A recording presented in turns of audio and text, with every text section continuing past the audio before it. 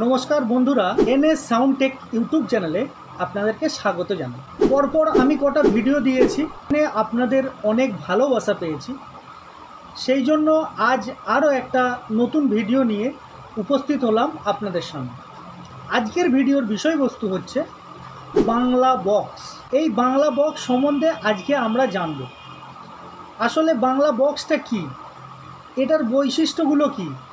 এর আগে আমি একটা ভিডিও করেছিলাম বাংলা বক্সের ইতিহাস। সেখানে অনেকে অনেক ধরনের কমেন্ট করেছে। কোনো এক ভাই বলেছে সাউন্ড সিস্টেম জগতের স্রষ্টা মুজাম। মেদিনীপুরের কোনো এক বন্ধু, বাংলা বক্স ফার্স্ট মেদিনীপুরে শুরু হয়েছিল। তো এইভাবে মতভেদ অনেক দেখা গেছে কমেন্টের মাধ্যমে। তো দেখুন, এক একটা এলাকায় যে সর্বপ্রথম বাংলা বক্স নিয়ে আসে বা তৈরি করে, সেইখানকার তাকেই স্রষ্টা হিসাবে আমরা চিনি বা জানি। পশ্চিমবঙ্গে এবং বাংলাদেশে প্রচুর পরিমাণে এই বাংলা বক্সের চলন আছে।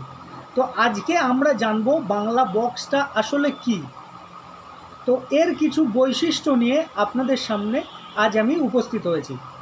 তো সর্বপ্রথমেই বলবো, যদি ভুল ত্রুটি কিছু বলে থাকি বা ভুল ত্রুটি যদি কিছু হয়ে থাকে, অবশ্যই ক্ষমার চোখে দেখবেন। আমি চেষ্টা করেছি আপনাদের সামনে বাংলা বক্স সম্বন্ধে তুলে ধরার। পশ্চিমবঙ্গের আনাচে কানাচে আমরা এই বাংলা বক্স দেখতে পাই। এই বাংলা বক্স বাঙালির ঐতিহাসিক সংস্কৃতি। আমাদের বাংলাতে এই বক্স তৈরি হয় বলে আমরা একে বাংলা বক্স বলি। এটি একটা উচ্চ ক্ষমতা সম্পন্ন বক্স বা সাউন্ড সিস্টেম, যেটা অনেক জায়গায় গ্রাম্য সাউন্ড সিস্টেম হিসাবেও পরিচিত। বাংলাদেশ এবং ভারতবর্ষের বেশ কিছু জায়গায় এই বাংলা বক্স দেখা যায়। বাংলা বক্সের বৈশিষ্ট্যগুলো যদি আমাদের বলতে হয়, তো এটা আমি 10টা পয়েন্ট এটাই রেখেছি। তো বন্ধুরা, এরপরেও যদি কোনো পয়েন্ট আছে বলে আপনার মনে হয়, অবশ্যই কমেন্টে জানাবেন। আর এই ধরনের ভিডিও পেতে এই চ্যানেলটাকে সাবস্ক্রাইব করে রাখবেন। প্রথমেই এর বৈশিষ্ট্য হিসাবে নম্বর 1, উচ্চ শব্দ ক্ষমতা সম্পন্ন, হাই ভলিউম আউটপুট বা রেঞ্জ ওভার যেটাই আমরা বলি। এটা খুব উচ্চ আওয়াজ আমরা এখান থেকে পাই এবং এর বেসটাও খুব সুন্দর হয়। তার সাথে সাথে এর রেঞ্জটাও অনেকটা বেশি। তাই বাংলা বক্স আমাদের কাছে অনেক আকর্ষণীয় একটা সাউন্ড সিস্টেম। নম্বর 2, বহনের সুবিধা, যেটাকে আমরা পোর্টেবিলিটি বলি। তো আমরা এটাকে বহন করার জন্য বা এক জায়গা থেকে আরেক জায়গায় নিয়ে যাওয়ার জন্য খুব অনায়াসেই নিয়ে যেতে পারি।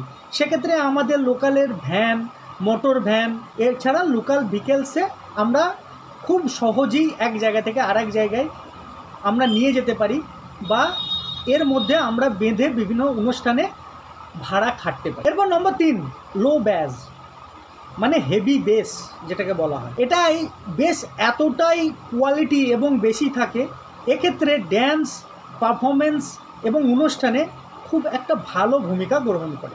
বাংলা বক্স সাধারণত বিভিন্ন ধরনের পুজো আর্চা, কম্পিটিশন, রোড শো এবং লোকালিটির ধারে পিকনিক ফিস্টি, বিভিন্ন বিষয়ে এর গুরুত্ব অপরিসীম। সবথেকে বড় কথা, বাংলা বক্স বাঙালিদের মনে একটা উৎসবের আবহ জাগায়। তার সাথে সাথে উৎসবের উত্তেজনাও বাড়ায়, যেটাই অনেকে অনেক আনন্দ এবং মুখরিত হয়ে ওঠে এই বাংলা বক্সের জন্য।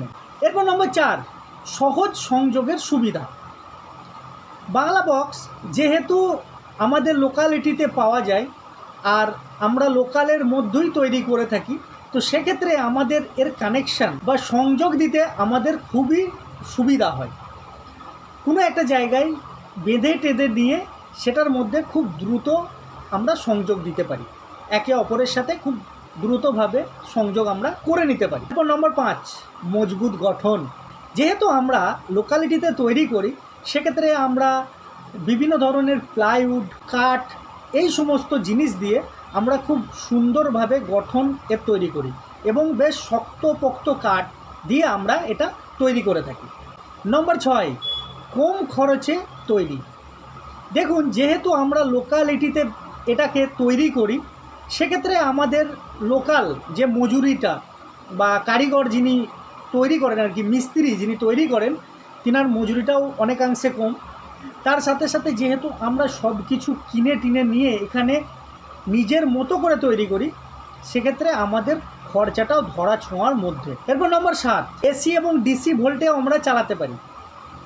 বাংলা বক্স এমন একটা সাউন্ড সিস্টেম যেটাকে আমরা জেনারেটর, কারেন্ট এবং আমরা ডিসি ভোল্ট মানে ব্যাটারি দিয়েও অনেক সময় চালাতে পারি।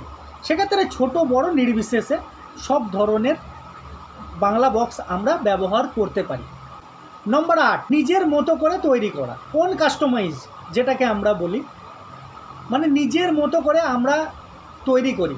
আমরা বাজার থেকে যদি কোনো স্পিকার কিনে নিয়ে আসি, সেইটা কিভাবে তৈরি করলে বেটার হয়, তো সেইটা আমরা চিন্তা ভাবনা তার মধ্যে লাগিয়ে আমরা সেটা তৈরি করার চেষ্টা করি। আপনারা দেখছেন যে 15 ইঞ্চি, 12 ইঞ্চি, 8 ইঞ্চি এই ধরনের স্পিকারে পরবর্তীকালে মডিফাই হতে থাকছে। এটা সম্পূর্ণ নিজের চিন্তা ভাবনার উপর ডিপেন্ড করে এটা তৈরি হয়ে থাকে। প্রথমে আমরা বাংলা বক্স যখন দেখি তখন 8 ইঞ্চি ছিল, পরবর্তীকালে 10 ইঞ্চি, 12 ইঞ্চি, এখন 15 ইঞ্চিতে রূপান্তর হতে চলেছে। কিছু বাধা বিপত্তি থাকা সত্ত্বেও সেটা 15 ইঞ্চিতে অনেকে রূপান্তর করেছে। তো বর্তমানে হয়তো 15 ইঞ্চি আসতেও পারে। এবার নম্বর 9, সমস্ত মিউজিক প্লেয়ার সাপোর্ট। তো দেখুন, বাংলা বক্সের মধ্যে বিভিন্ন ধরনের মিউজিক প্লেয়ার দিয়েকে এটাকে বাজানো হয়। সর্বপ্রথম এটা গ্রামীণ রেকর্ড দিয়ে চালানো হতো, তারপরে টেপ এলো, টেপ দিয়ে আমরা এটাকে চালাতে পারি, সিডি এলো, তারপরে ডিভিডি এলো, এরপরে চিপ ডেক এলো, চিপ মেশিন যেটাকে আমরা বলি, তারপরে ডেক এলো, ক্যাসেট এলো। এইভাবে আমরা সমস্ত ধরনের প্লেয়ার দিয়ে এই মিউজিক সিস্টেমটাকে খুব সহজেই চালাতে পারি। এরপর নম্বর 10, সাজসজ্জা এবং আলো সংযুক্ত। দেখুন, বর্তমানে আমরা যে বাংলা বক্সগুলো দেখি সেগুলো বিভিন্ন ধরনের সানমাইকার লাগিয়ে আমরা খুব সুন্দর কোয়ালিটির তৈরি করি। কারণ পিছনে বিভিন্ন ধরনের নকশা থাকে, কেউ স্টিকার তৈরি করে, সামনে খুব সুন্দরভাবে একটা মূর্তি দিয়ে লেখা টেখা হয়, দেখতেই আলাদা একটা চমক আসে। এর সাথে সাথে বর্তমানে অনেক বাংলা বক্সে দেখা যাচ্ছে যে তারা বিভিন্ন ধরনের এলইডি এই বাংলা বক্সের মধ্যে ব্যবহার করছে। সেটা সাইড দিয়ে অনেকে পার লাইট ব্যবহার করে, অনেকে এই বক্সের মধ্যেই চেন সিস্টেমে এলইডি লাইট ব্যবহার করে থাকছে। ভিডিও কেমন হয়েছে অবশ্যই আপনারা জানাবেন, আর ভুল ত্রুটি হলে অবশ্যই ক্ষমার চোখে দেখবেন। আমি জাস্ট চেষ্টা করি আপনাদের জন্য এই ধরনের ভিডিও নিয়ে আসা। আজকে এই পর্যন্তই বাংলা বক্স নিয়ে। পরবর্তীতে আবার দেখা হবে কোনো অন্য ভিডিওতে। ততক্ষণে ভালো থাকুন, নিজে ভালো থাকুন, অন্যকে ভালো রাখুন। নমস্কার, ধন্যবাদ।